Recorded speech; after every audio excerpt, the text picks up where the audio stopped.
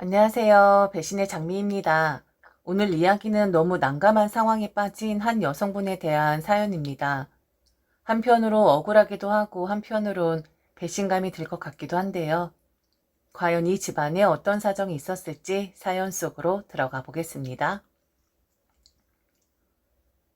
해주면 해줄수록 더 바라는 것이 사람 마음이라는 거 잘 알고 있습니다.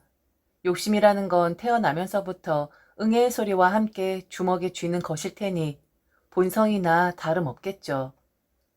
그러니 비난할 생각은 없습니다.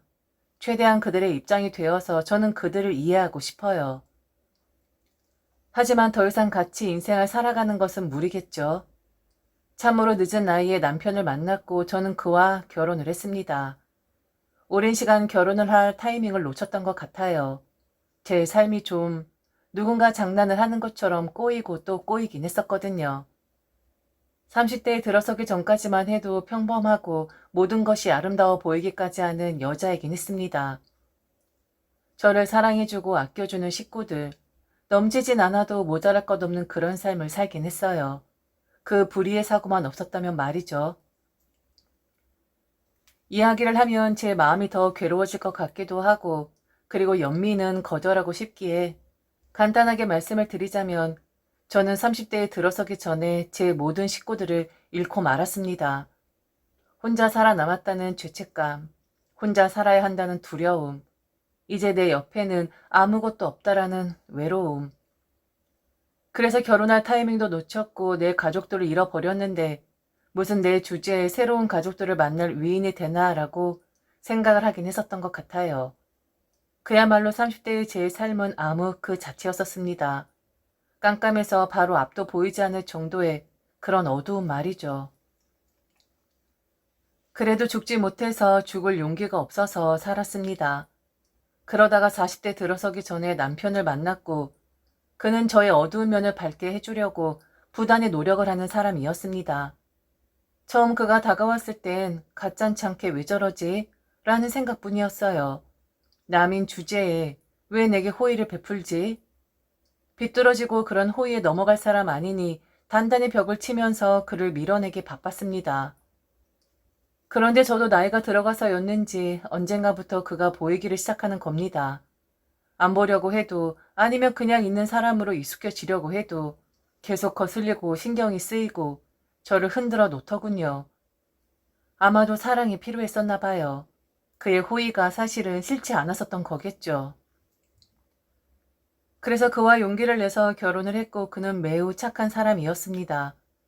말도 조곤조곤 조용히 하는 사람이었고 화를 낸다거나 자기 의견을 내세운다거나 하는 사람이 절대 아니었어요. 참 좋은 사람이었고 내성적인 사람이었고 자신의 업된 기분을 숨길 줄 아는 영리한 사람이긴 했습니다. 경제력이 떨어지고 시댁 형편 좋지 않아서 지원을 해야 한다는 그 조건, 저는 그게 더 좋았습니다. 이제는 사라진 내 가족들에게 그동안 받기만 했었는데, 그래서 그게 너무 미안했었는데, 새롭게 생긴 가족들에게 대타 형식처럼 빚을 갚을 수 있겠다라고 막연히 생각을 했었거든요. 그리고 이 사람들을 혹시 이제는 사라져버린 내 식구들이 보내준 건 아닐까 생각도 했었습니다. 자세히 보면 우리 엄마 아빠와 시부모님이 좀 닮은 구석이 있는 것 같기도 했거든요. 물론 좋게만 생각하려고 하는 제 착각이긴 했겠죠. 열심히 살았습니다. 내주어도 아깝지 않다 생각을 했었고 몸이 피곤해도 저들이 웃으니 그 웃음을 보는 것만으로도 기뻤어요.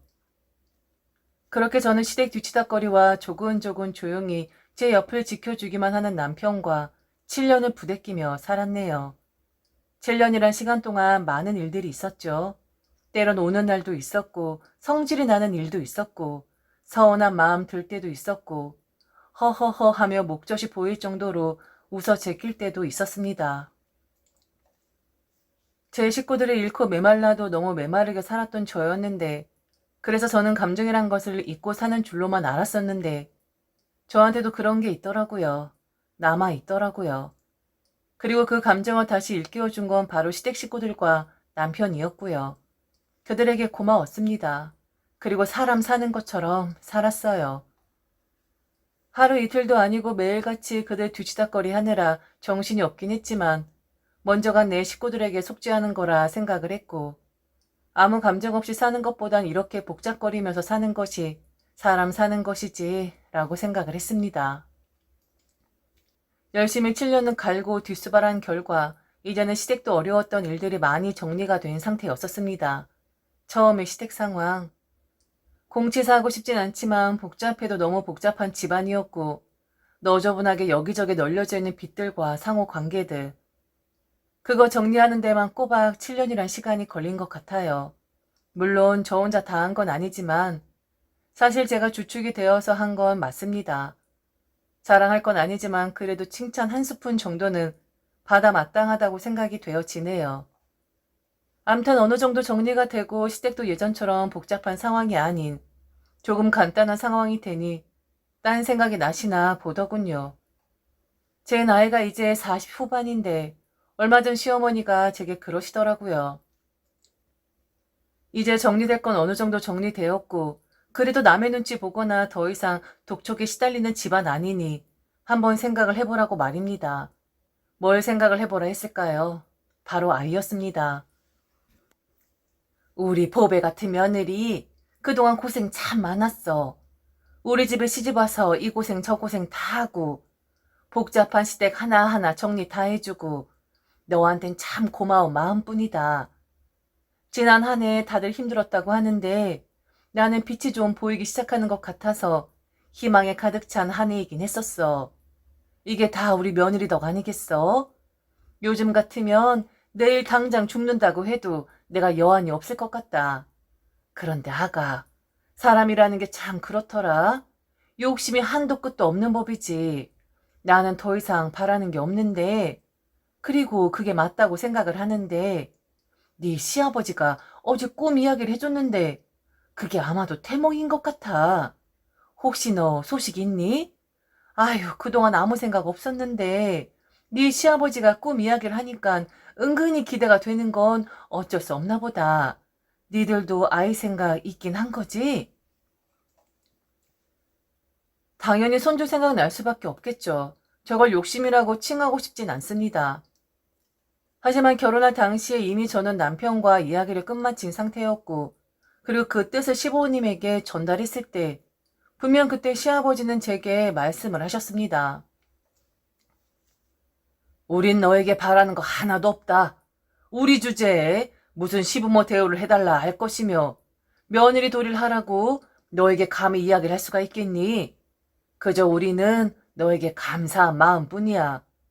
너무 어지러운 집안인데 이 집안의 한 구성원이 되어주겠다라고 마음먹은 너에게 엎드려서 절이라도 하고 싶을 만큼 감사하고 또 감사한 마음뿐이다. 니들이 아이 없이 살겠다고 하면 그렇게 하면 되는 거지. 그걸 우리에게 말할 필요는 없다고 생각한다. 대를 이어야 한다는 그런 말 다 옛날 말 아니겠냐? 그리고 잘난 집안도 아닌데 무슨 대를 이어? 우린 그런 거 전혀 신경 안 쓰고 그리고 바라지도 않으니까 늦은 나이에 만난 만큼 너들만 행복하게 잘 살아주면 된단다. 그리고 도움이 아니라 피해를 끼치는 시댁이라서 너무 미안하다 아가야. 화장실 들어갈 때와 나올 때 상황 다르다고 하더니 어느 정도 위기를 모면하고 나니 시부모님은 특히 시아버지는 제가 아이를 낳기를 바라시는 것 같았습니다. 제가 이 집안을 위해서 헐레벌떡 뛰어다닐 때만 해도 아이의 아짜도 꺼내지 않았던 분들이 상황이 나아지니까 또 다른 걸 요구하고 싶어지셨나 보더라고요.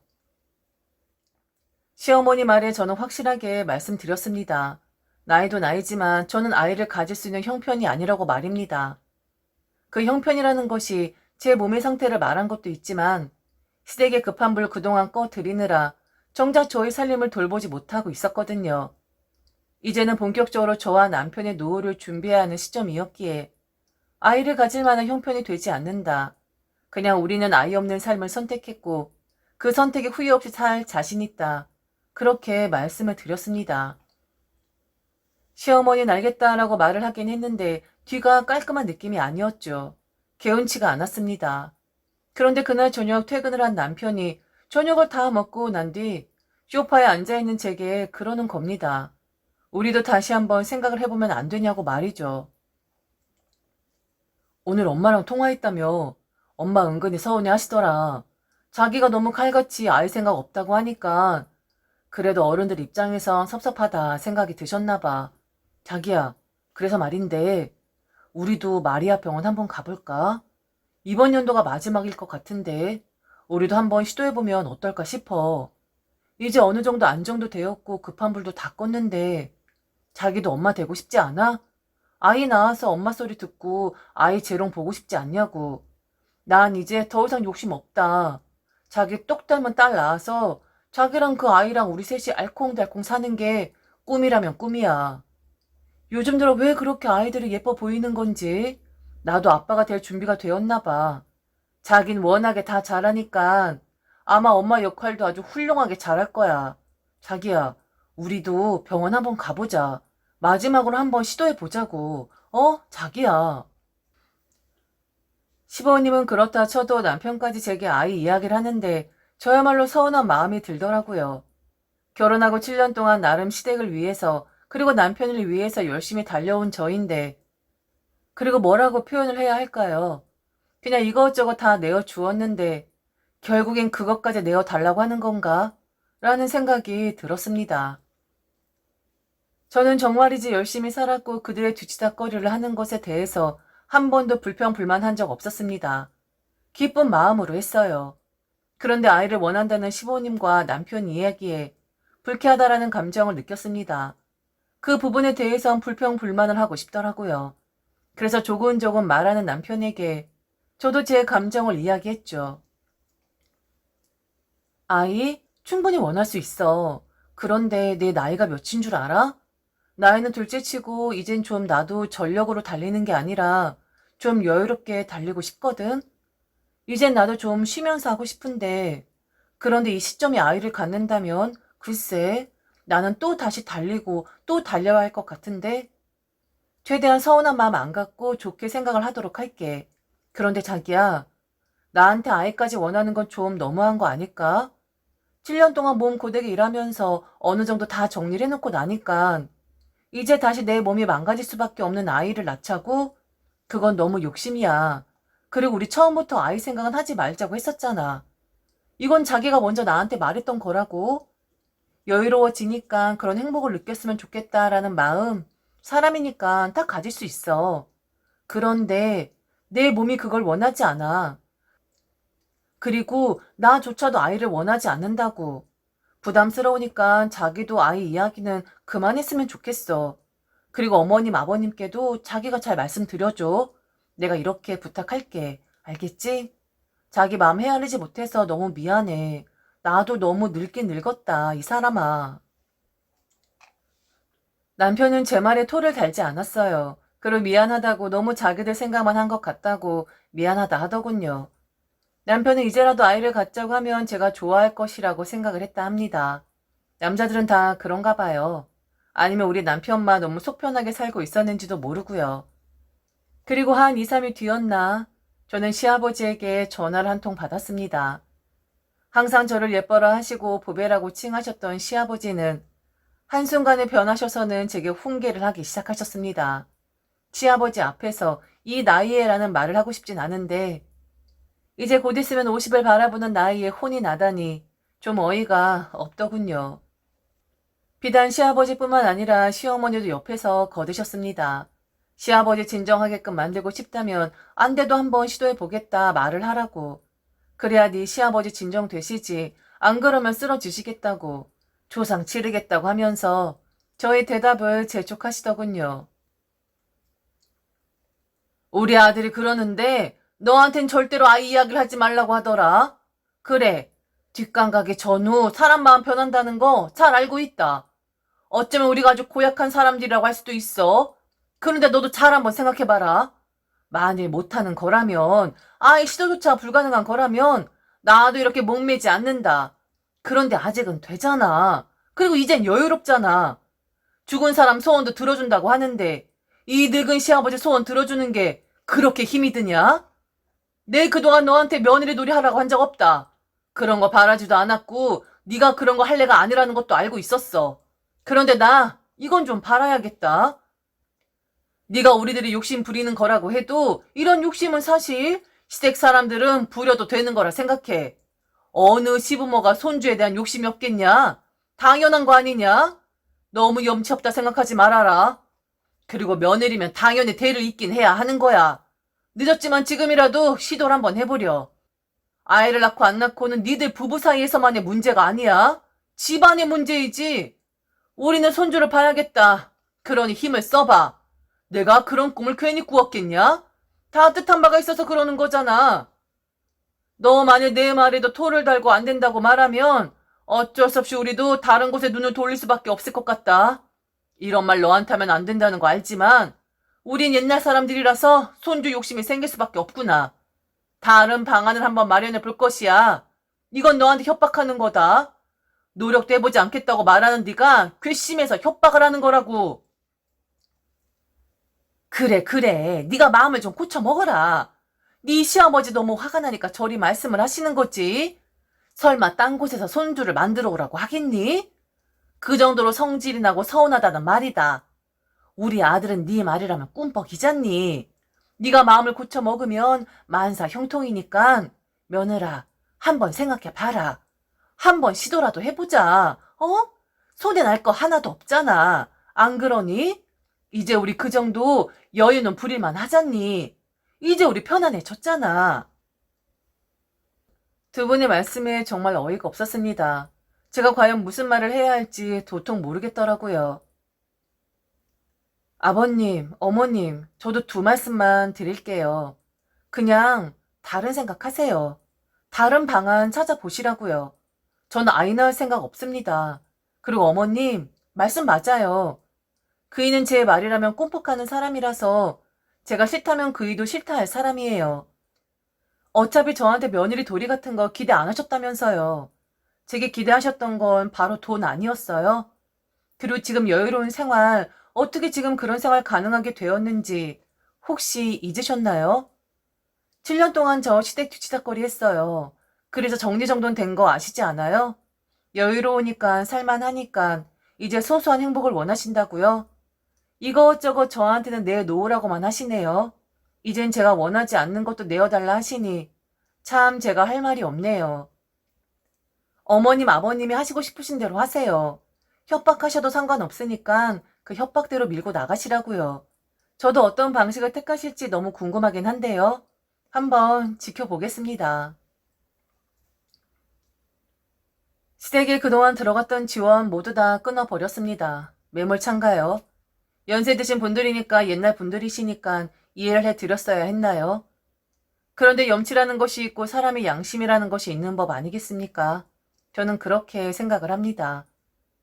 좋은 말로 이야기를 해도 제가 한번 시도를 해볼까 말까인데 어찌 다른 생각을 해보겠다라는 말을 할 수가 있는 건지. 그리고 지금의 여유로운 생활 누구 덕인데 제 고열을 빨아 모든 것 정리되고 나니 또다시 다른 고열을 빨려고 하다니요. 남편은 아무 말 못합니다. 그리고 남편도 아주 오랜만에 저의 그런 모습을 봤을 겁니다. 초기에 우리가 연애를 하기 전 그 어둡고 차가운 그런 모습 말이죠. 그런 모습을 오랜만에 마주친지라 남편은 눈치 보기 급급합니다. 시부모님 지금 어떤 마음일지 헤아릴 여유 전혀 없지요. 제가 손 하나 까딱하면 남편과 저도 끝장이라는 것을 그 누구보다 잘 알고 있으니까요. 해 주어도 내 주어도 계속 원하고 그리고 결국엔 제가 원하지 않은 것까지 내어달라고 하는 그들. 그런 사람들을 식구라고 자그마치 7년이란 세월을 돌봐줬는데 그 시간을 허송세월을 한 것이 아닌가 하고 씁쓸한 마음이 듭니다. 저런 사람이 그렇습니다. 한번 마음 열기가 어렵지 한번 열어 젖히면 모든 걸 다 꺼내어주는 그런 사람입니다. 그런데 한번 열었던 문이 다시 한번 닫히게 되면 절대로 그 문은 열리는 법이 없지요.